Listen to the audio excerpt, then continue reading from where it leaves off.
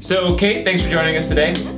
Kate, how do you stay so organized? I know you deal with a lot of different accounts. I think it'd be good for everyone to kind of get a sense for how you maintain all of that workflow. I think the answer to that is really what client am I managing and how can I best organize for that client in particular. So it's understanding what is the client looking for and how can I best organize the client, and then also my internal team. So that might include follow-ups immediately after every single call. I'm really using all of my resources well, so whether that's Asana and tracking everything or using OurStack to really understand how long people are spending on different projects. So I'm just making sure that I have goals in mind for the client and for myself and making those clear, but also very clear action items, the deadlines, who's owning it on either team.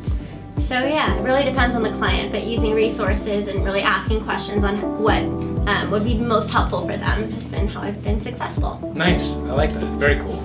Yeah. And so when you're dealing with all these different clients, I know there's a lot of nuances and things that differ between each and every one. What are like some signs that you look for on whether or not the account itself is in a positive state, maybe a negative state, maybe needs some work? Yeah, honestly, it's all about listening. Yeah. So speaking and having things prepared, being organized is really important, but also being an active listener and listening for even tone of voice and really knowing what is consistent with your client and then what maybe isn't. Also listening for some cues as to Q4, or maybe they're not wanting to plan that far ahead, and asking some questions as to why, or if they just made a layoff, asking why. So really seeing or asking some very probing questions to figure out the deeper answer, and just listening to the tone, and maybe if there is a C-level on the call, ask why is that C-level on this call? Why are they wanting to learn more about us, and just diving a little bit deeper. Yeah, for sure, absolutely. And that actually is a nice little segue into a follow-up question here. What's a good tip for potentially strengthening a relationship within an account, right? I know we always talk about client retention, trying to potentially upsell them on new services, making sure that they're as successful as they can be. Yeah. Do you have any tips for that?